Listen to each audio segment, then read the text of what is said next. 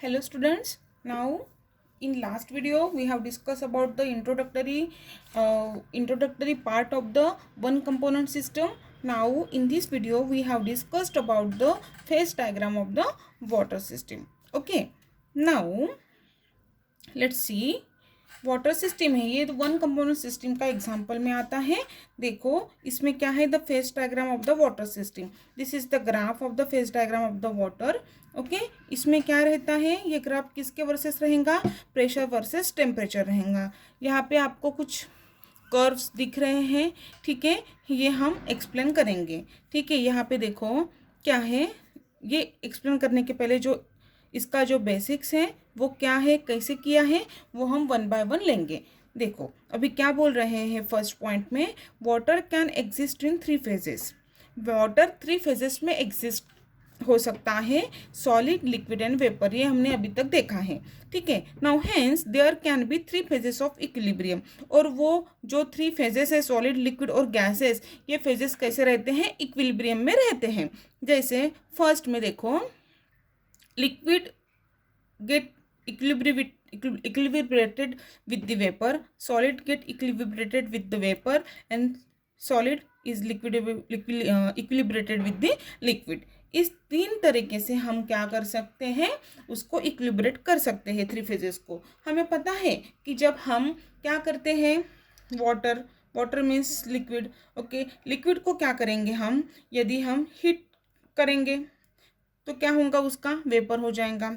ठीक है, सॉलिड है, सॉलिड को हम क्या करेंगे, सॉलिड मीन्स क्या है, जैसे आइस है, आइस को हमने क्या किया, वेपर कन्वर्ट करने के लिए क्या किया, उसको ठंडा किया, हीट किया तो क्या होगा, वेपर होगा. या सॉलिड को हमने क्या किया और ठंडा किया तो उसको क्या होगा, लिक्विड. हीट किया तो क्या होगा, लिक्विड होगा. मतलब ये क्या है, जो फेजेस है वो एक ही कंपोनेंट की वजह से आए हैं और उसका हम लिक्विड वेपर का इक्विलिब्रियम मेंटेन कर रहे हैं, सॉलिड वेपर के साथ और सॉलिड लिक्विड के साथ.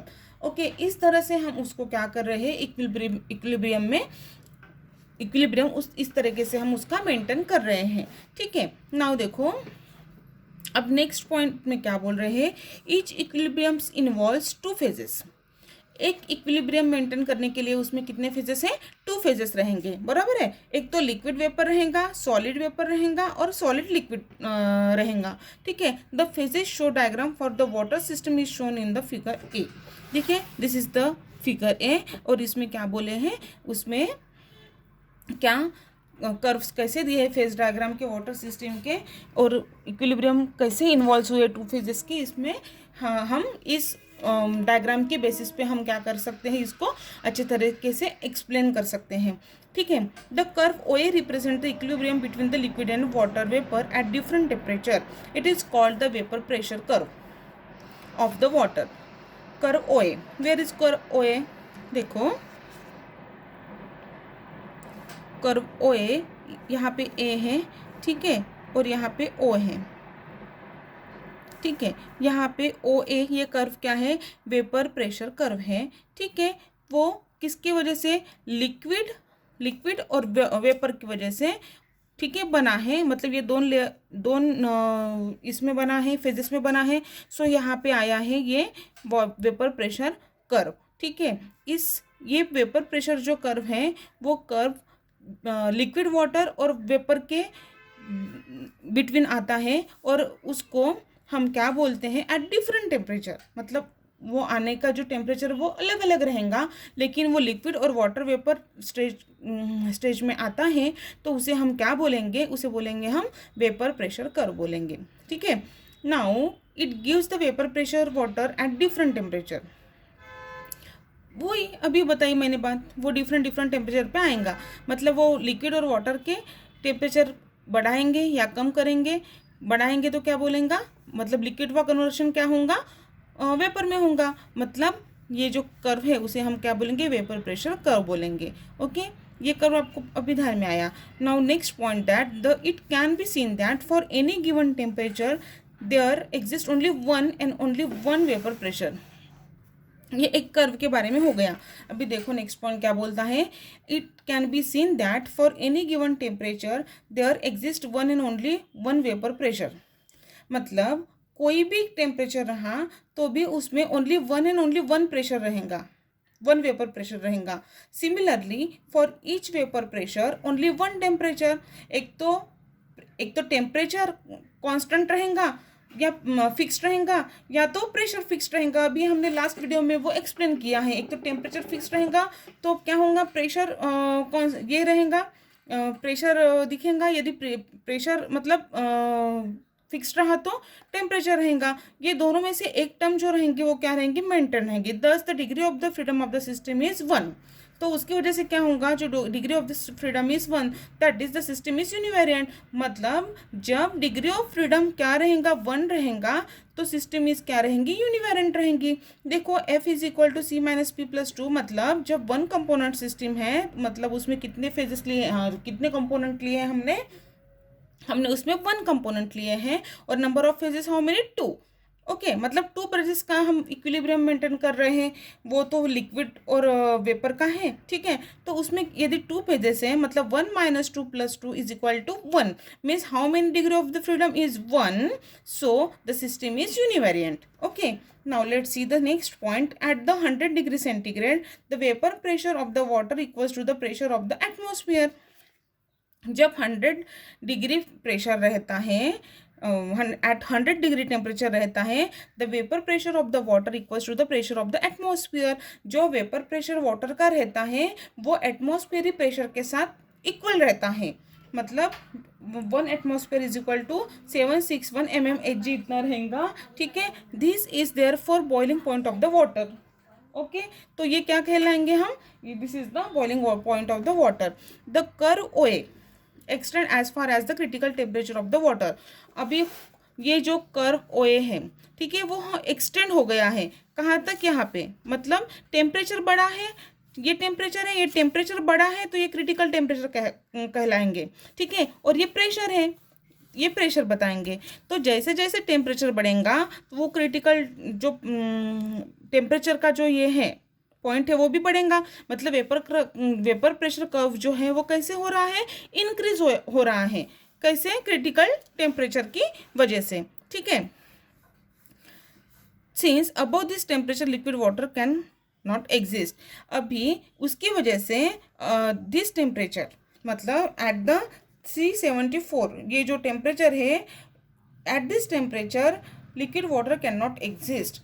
लिक्विड वाटर एग्जिस्ट रहेगा क्या, नहीं, क्योंकि लिक्विड वाटर फिर क्या होगा, converted into the water vapour. मतलब पहले वो लिक्विड वाटर था एट लेस टेम्परेचर, मतलब यहाँ तक वो क्या था, लिक्विड स्टेट में था। But as soon as the temperature get increases up to the 374 degree centigrade, मतलब क्रिटिकल टेम्परेचर बढ़ गया, तो क्या हुआ, लिक्विड वाटर का कन्वर्शन काय में हुआ, water as the temperature increases, okay, up to the 374 degree centigrade, the liquid water get converted into the water vapor state. Okay, means ये जो कर्व है वो क्या कहलाता है कि the conversion of the liquid water into the water vapor, means ये जैसे टेम्परेचर बढ़ रहा है, देखो यहाँ पे टेम्परेचर बढ़ते गया है, कहाँ तक बढ़ते गया है, 374 पे। मतलब लिक्विड वाटर का कन्वर्शन 374 डिग्री तक किस में हो जाएगा, वाटर वेपर में होगा। मतलब वो लिक्विड वाटर फिर कांस्टेंट रहेगा क्या, नहीं, उसका क्या हो रहा है,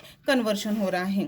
the variation of the water vapour variation of vapour pressure with temperature is quantitatively given by the Clapeyron equation और द क्लैपियरॉन-क्लॉसियस इक्वेशन।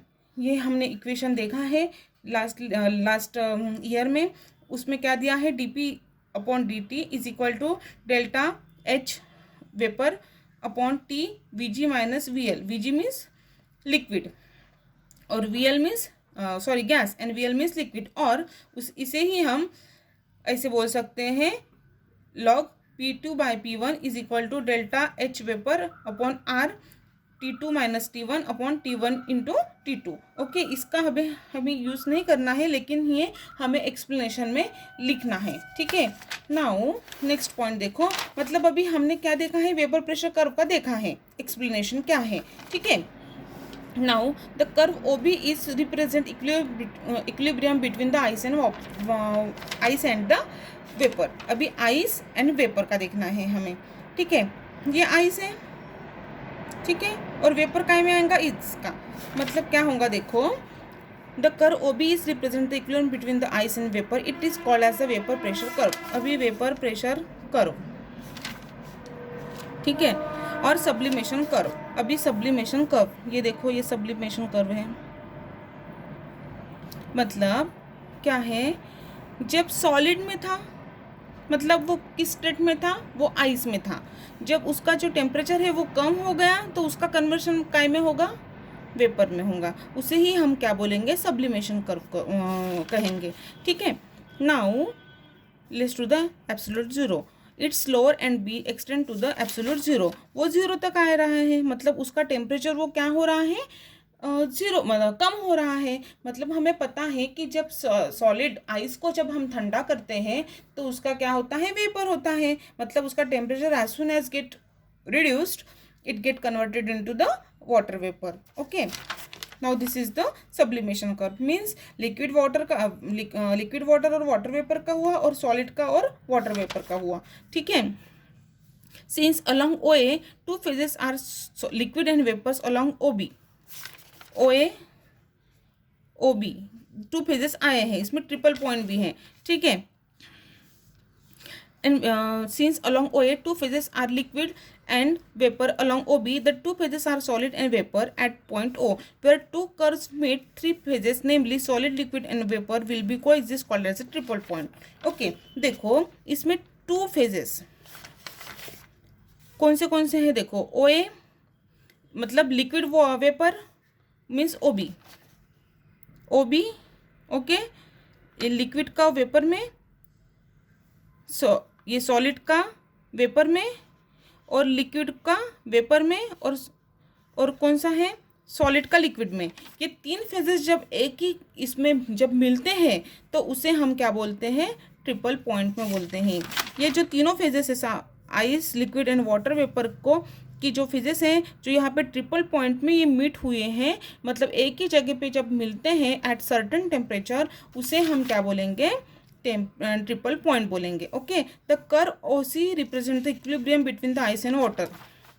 ओसी है वो आइस और वाटर का इक्विलिब्रियम मेंटेन कर रहा है। अभी ये दो फेजेस के कर्व के बारे में हमने देखा, अभी कौन सी रह गई है, ओसी के बारे में, मतलब उसमें क्या आएगा, आइस और लिक्विड वाटर आएगा, तो उसमें क्या करेंगे, वो आइस एंड वाटर वो इक्विलिब्रियम मेंटेन करेंगे। It is called as a fusion curve of ice, और इसे ही हम क्या बोलेंगे, fusion curve of the ice. यहाँ पे आप लिख सकते हैं fusion curve. Okay, now as it indicates the temperature and pressure of which solid, ice and liquid can coexist in equilibrium। मतलब इसी पॉइंट पे है, इसमें क्या होगा, सॉलिड और वाटर, लिक्विड वाटर है वो एक इक्विलिब्रियम में आएंगे, ठीक है। इस तरीके से हम ये जो फेज डायग्राम है किसकी, वाटर सिस्टम की, हम एक्सप्लेन कर पाएंगे। मतलब यदि आपको इतना एक्सप्लेनेशन रट्टा मारने की कोई ज़रूरत नहीं है, यदि आप ये फेज डायग्राम अच्छे तरीके से याद रखोगे तो ये जो बाकी का जो एक्सप्लेनेशन अभी मैंने आपको बताया है, ठीक है, वो आप अच्छी तरीके से लिख पाएंगे, ठीक है। ये था the phase diagram of the water system and it is also important question as the exam point of view. So this is the phase diagram of water system. Thank you.